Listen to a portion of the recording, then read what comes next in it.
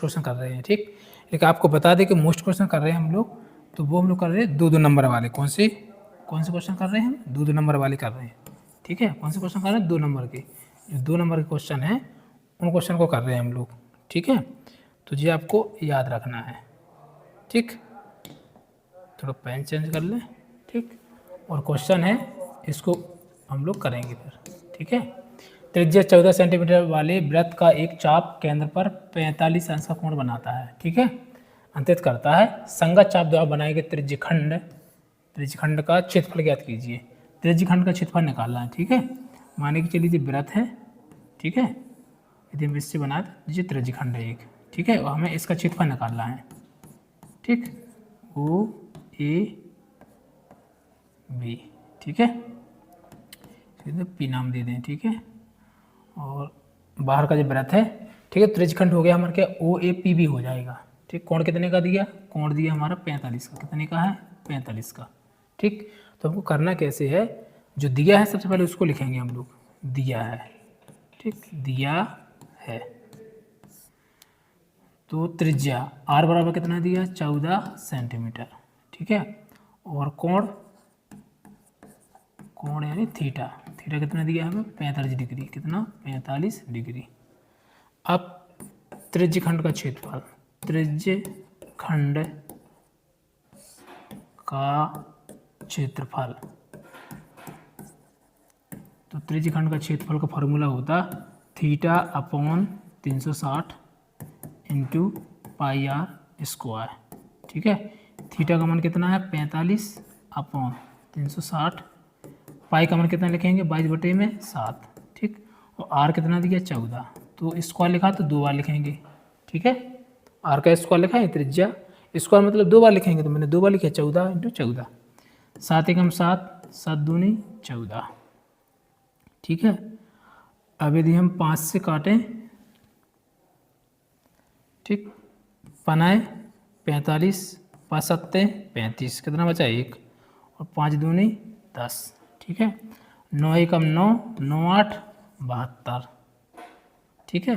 अब यदि हम 2 से काटें, 2 एकम 2, 2 चौको 8, फिर 2 से काटें, 2 दूनी 4, और 2 से इसको काटेंगे, 2 सत्ते 14। अब 2 एकम 2, और 11 दूनी 22, तो 11 7 77, यानी कितना आ जाएगा जी? 77 सेंटीमीटर इसको आ जाएगा, ठीक है। तो जी हमारा क्या आ जाएगा? क्षेत्रफल आ जाएगा, ठीक है। तो आपको ऐसे निकालना है क्षेत्रफल, त्रिज्यखंड का क्षेत्रफल निकालना था, ठीक। आप याद रखना, अभी हम लोग कौन से क्वेश्चन कर? 2-2 नंबर के, ठीक है। और सारे जो क्वेश्चन है वो प्रीवियस क्वेश्चन है, तो सारे इंपॉर्टेंट क्वेश्चन हैं, ठीक है। तो आपको डेली देखना है क्लास, ठीक। तो ज़्यादा क्वेश्चन भी नहीं करवा रहा हूँ मैं आपसे। कितने क्वेश्चन? मुश्किल से 5 क्वेश्चन करवा रहा हूँ, ठीक है, 5, ठीक। तो आपको बड़े आराम से करते रहना है। चलिए इसके बाद दूसरा क्वेश्चन देखते हैं हम लोग।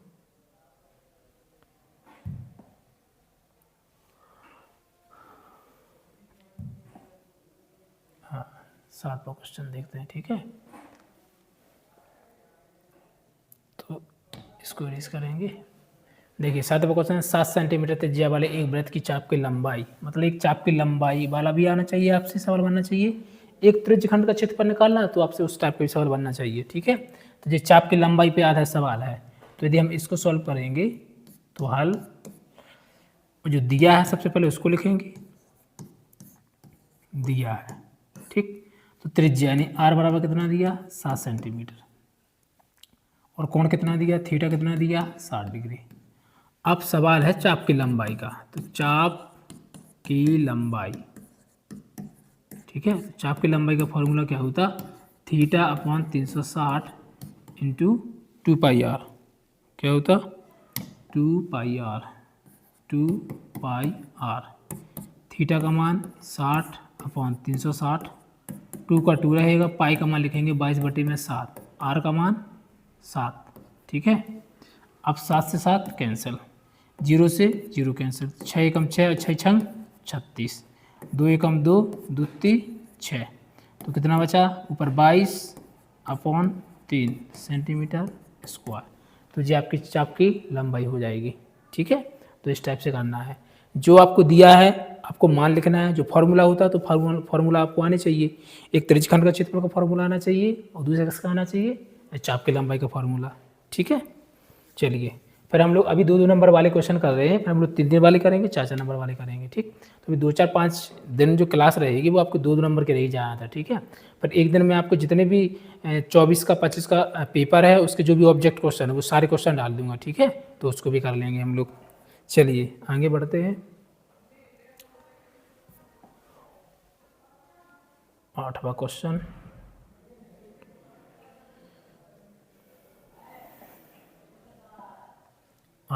एक पासे को एक बार फेंकने पर आभास संख्या आने की प्रायिकता ज्ञात कीजिए। एक पासे को एक बार फेंका जाता है, आभास संख्या अंक आने की प्रायिकता। देखिए पासा है, ठीक है, एक पासा है, ठीक, पासे पे अभाजक, तो पासे में कुल अंक कितने आते हैं, 6। ठीक है, तो 6 कौन कौन से होते हैं, 1 भी आ सकता, 2 आ सकता, 3 आ सकता, 4 आ सकता, 5 आ सकता, 6 आ सकता। ठीक है, हम लोग घटना लेके चलेंगे। ठीक है, हल सॉल्व लिख के हम लोग करेंगे।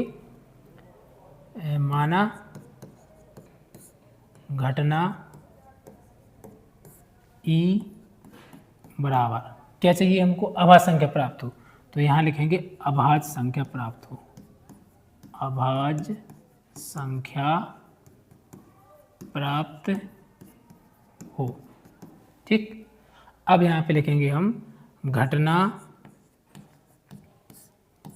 ई के अनुकूल परिणाम, अनुकूल परिणामों की संख्या, क्योंकि प्रायिकता में एक अनुकूल परिणाम होते और कुल परिणाम होते, अनुकूल परिणामों की संख्या। ठीक है, तो देखिए आभास संख्या पूछ रहा है, कौन सी संख्या पूछ रहा है, आभास संख्या। ठीक, तो आभास संख्या कौन कौन है, 1, 3 और 5। ठीक है, तो कितनी आभास संख्या है, 1, 2, 3, तो ई के अनुकूल परिणाम कितने हो जाएंगे, 3। और हम दूसरा क्या चाहिए हमको, कुल परिणाम, तो प्रयोग में सभी संभव परिणामों की संख्या, सभी संभव परिणामों की संख्या। तो देखिए सभी संभव परिणाम कितने आ सकते हैं, 6 से ज़्यादा तो आएगा नहीं। ठीक है, क्योंकि पासे में अधिकतम जो अंक आते हैं वो कितने आते हैं, 6 आते हैं। ठीक है, तो 6 से ज़्यादा नहीं आएगा, तो हम क्या लिखेंगे, 6। अब यहाँ पे हमारा फॉर्मूला बन जाएगा घटना यानी प्रायिकता, P बराबर बन जाएगा घटना ई के अनुकूल परिणामों की संख्या, अनुकूल परिणामों की संख्या अपॉन प्रयोग में सभी संभव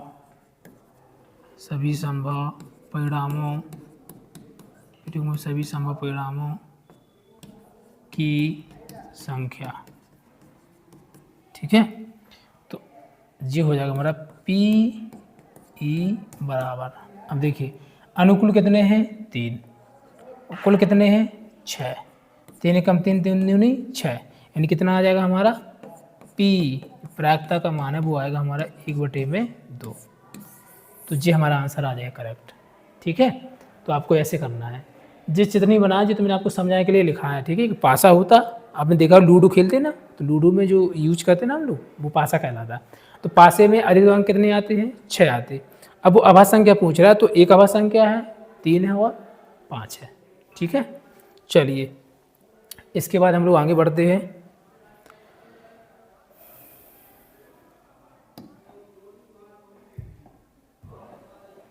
हाँ, द्विघात बहुपद। ठीक है, द्विघात बहुपद के शून्य ज्ञात कीजिए। हमें क्या निकाला, इसमें शून्य निकालना है। ठीक, पहले भी मैं कई सवाल करवा चुका हूँ, फिर भी करवा रहा हूँ। ठीक है, क्योंकि एक सवाल तो आना ही आना है शून्य का।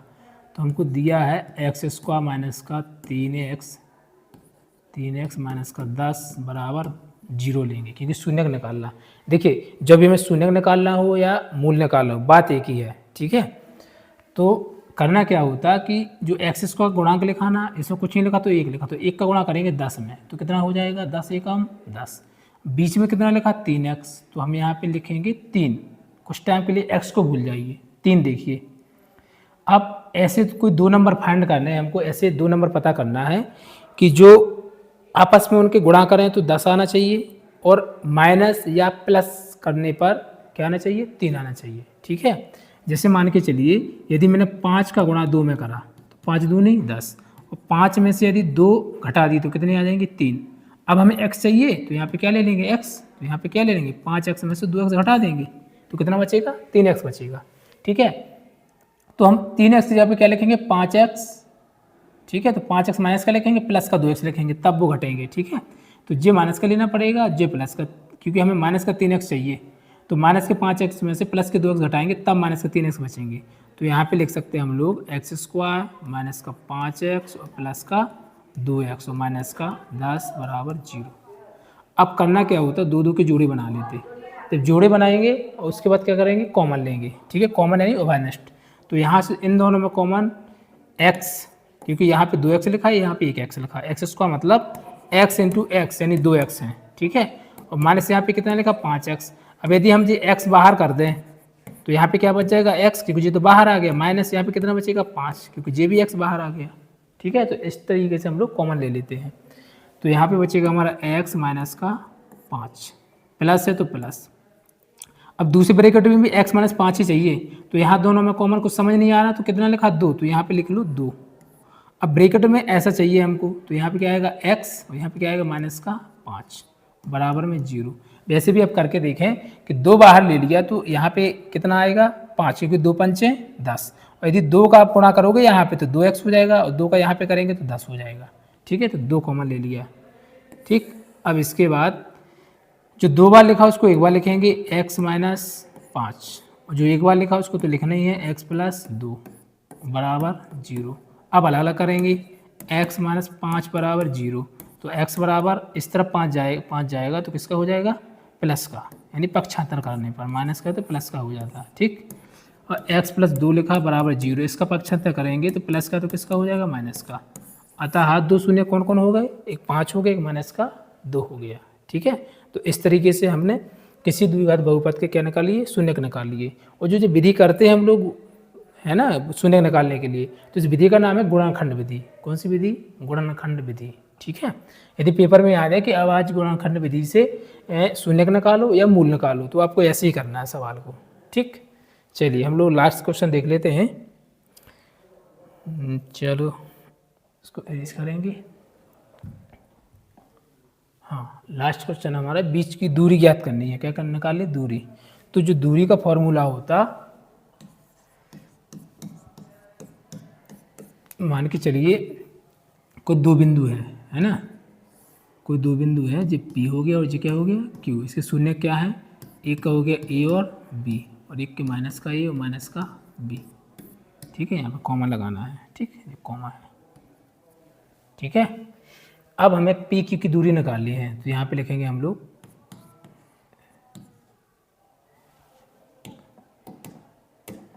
माना कि किसी बिंदु P बा Q के निर्देशांक क्रमशः ए बी बा माइनस ए माइनस बी है, तो दूरी तो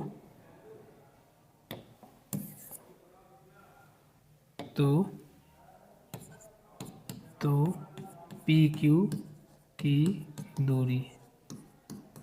ठीक है, तो इसको हम ऐसे लिखेंगे एक बार कि x1 बराबर कितना हो जाएगा a, y1 बराबर b, x2 बराबर माइनस का a और y2 बराबर माइनस का b, क्योंकि जे x1 होता जे y1, x2 y2।